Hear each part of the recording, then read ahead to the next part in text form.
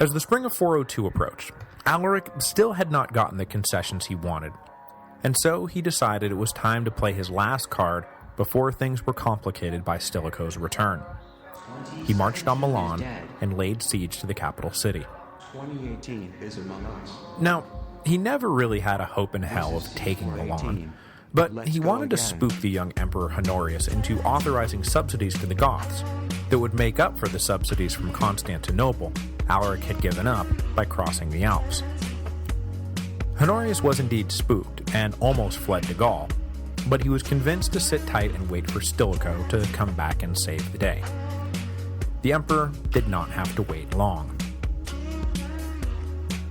The minute the pass is thawed out in March of 402, Stilicho was riding back into Italy at top speed to save the day, helpfully backed by an even stronger army than he had left with.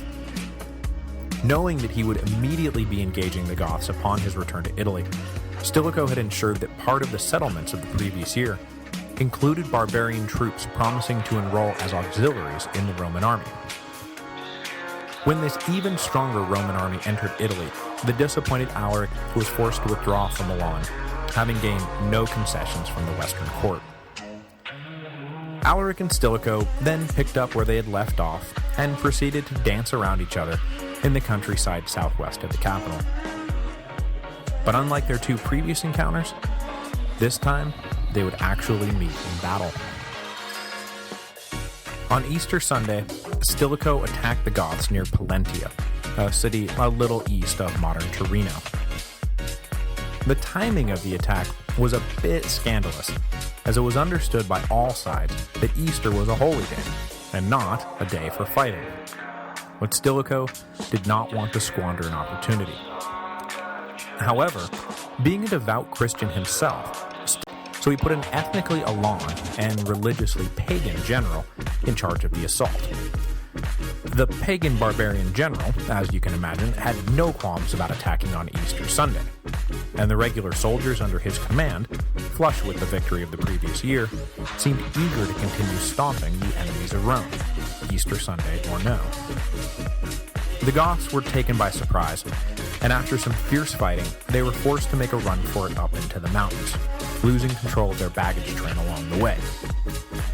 Stilicho opened negotiations with the treated Alaric, and in exchange for the Gothic king withdrawing from Italy for good, the Goths appear to have been granted some limited subsidies, and Alaric was allowed to maintain an official Roman command, this one bestowed by Milan rather than Constantinople. In the early summer of 402, Alaric then led his people on a slow march east back toward Illyria. And not to get off on too far of a tangent, but I have seen it noted a few places that this all took place in June of 403, a full year after the Battle of Pollentia, but in other places that it all took place in June of 402. Since the 402 date makes way more sense, that's the chronology I'm going with, because otherwise we'd have to explain why Alaric and his defeated army just sort of sat around in the mountains for 14 months.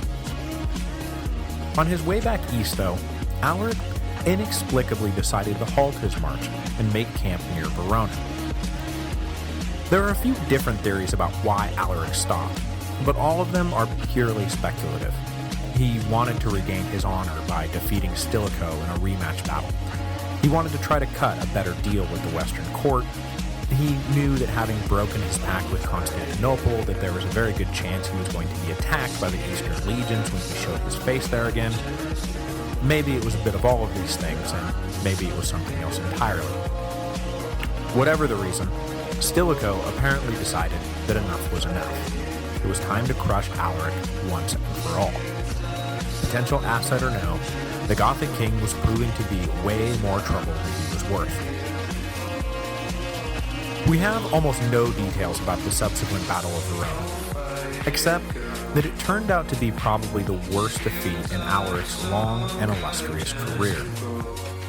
Stilicho's victory was so complete that a significant element of the Gothic high command defected to the Roman side in the aftermath of the battle. The most important of these defections was of course that of Sarus, a bitter rival of Alaric's, who would become a key ally of Stilichos and then play a major role in the events surrounding the sack of Rome in 410. But noticeably absent from the victory was Alaric's head on a pike. The wily barbarian king had taken flight when the battle became clearly lost, and was now racing headlong for the Alps. Those in his army who did not defect raced after him. The chattering classes could not help but notice that once again Stilicho had let Alaric escape with his life. Probably the most important legacy of the brief Gothic invasion of Italy was Stilicho's decision to move the seat of Western imperial power from Milan to Ravenna. Though Alaric had never truly threatened Milan, his advance on the capital had proven that the city was vulnerable to attack. What would happen the next time an enemy decided to invade Italy while the Western legions were occupied elsewhere? Given the times, this was not a hypothetical question. It was a very real strategic dilemma. Milan may have been heavily fortified, but it was still easily approachable. Ravenna, on the other hand, was surrounded by a ring of dense marshlands that rendered any overland approach a logistical nightmare.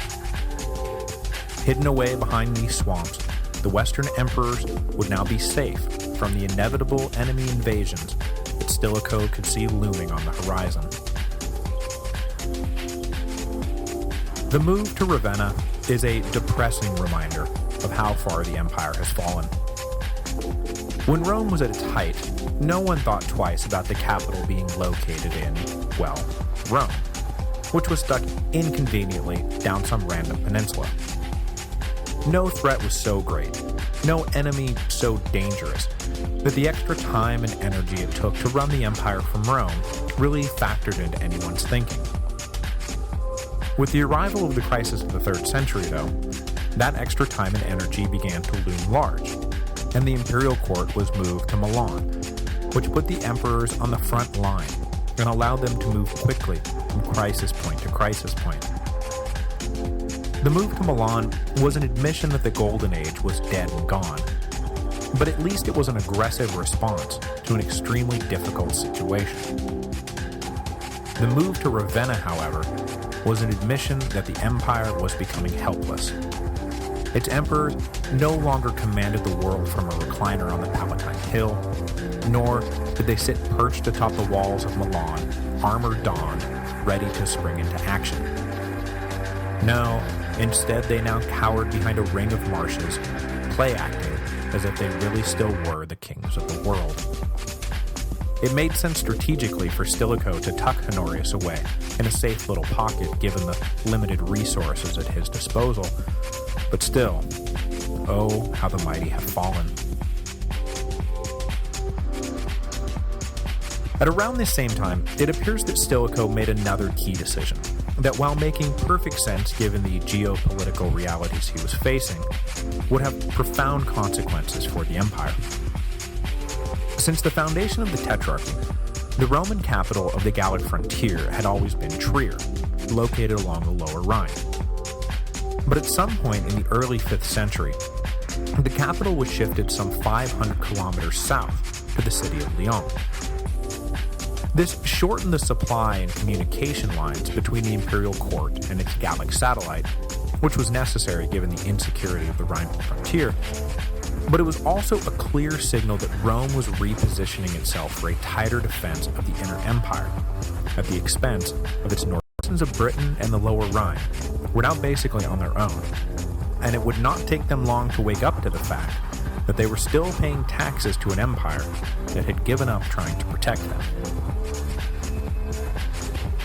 The main beneficiaries of this withdrawal turned out to be the Franks. Going back to the days of Constantine, the Franks had slowly but steadily migrated and settled their way into becoming the dominant political and military force along the Lower Rhine. Their territory straddled both sides of the river, and as the emperors of Rome dealt with difficulties elsewhere, it became convenient to sign treaties with the Frankish kings, granting them de facto independence in exchange for a promise to defend the frontier from other barbarian groups. When the Roman authorities began to withdraw from the north, The local landed nobility was understandably worried about what this meant for them, and so they too turned to the Franks, cutting deals with them to protect the nobility's property in exchange for food and cash. This alliance between the increasingly non-Roman aligned nobility of northern Gaul and the increasingly disinterested and ever-becoming Romanized Franks would form the backbone of the Frankish kingdom that would one day rename Gaul and give us Charlemagne. But that is still an upheaval or two away, so let's get back to what happened next.